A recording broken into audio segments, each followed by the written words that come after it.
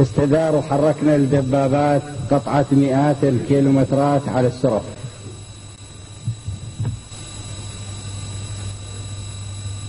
لما وصل طلائع الجيش العراقي إلى دمشق كانوا بعض الدمشقيين رازمين أمتعتهم لأن يرحلوا من دمشق.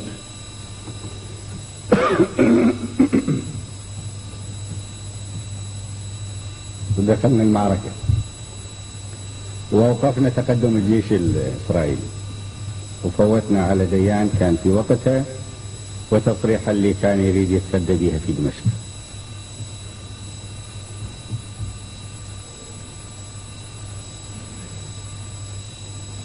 وبعد ما اكتمل تحشد 3 فرق زائدا لواء نواب ومثنى،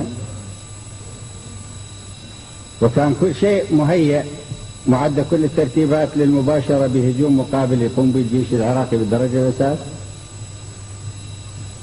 فرق بالساعات أظن ساعتين جت الأوامر من نظام سوريا توقف الهجوم ووافقوا على وقف إطلاق النار.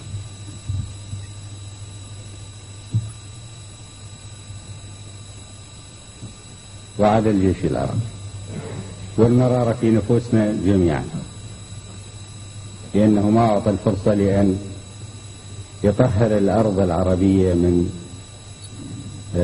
أقدام الأجنبي.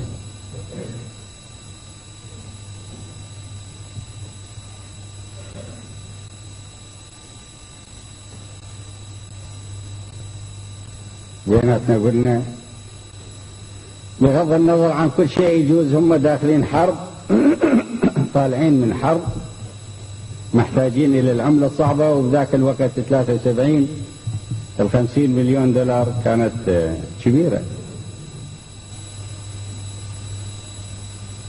وبرقيا حولنا لهم 50 مليون دولار بدون طلب منهم. بعد فترة جانا حافظ الأسد وياه وفد طلب أن يزور العراق زيارة سرية. قلنا له يابا عليش زيارة سرية؟ شنو اللي صاير؟ كرئيس دولة عربية تفضل زيارة علينا. قال لا، أفضل زيارة سرية. احنا طبعا عرفنا المقصود، يريد يوحي للي ما يسمعون الزيارة يوصل بأجهزته الخاصة وغالبا ما تقوم بهذه الأدوار بأنه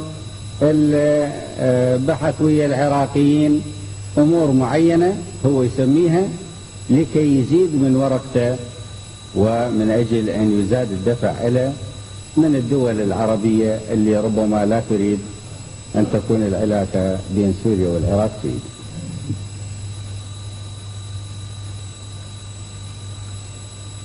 بل وربما الأجنبية.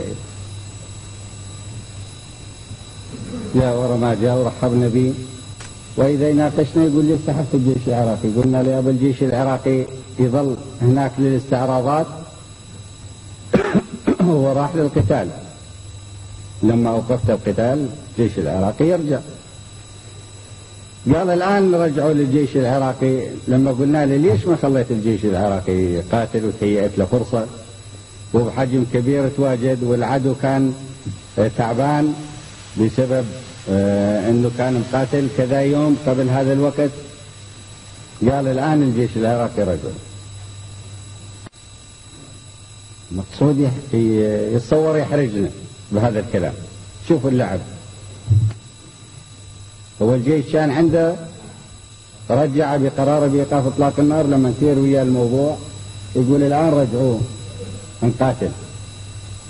قلت له الآن اعلن من هنا، قول يلغى قرار وقف إطلاق النار ونمشي مو فقط الجيش، ومو الآن تعلنا، لا تعلنا لهذا القرار إلا بعد ما الجيش والشرطة العراقية كلها تكون على الجبل.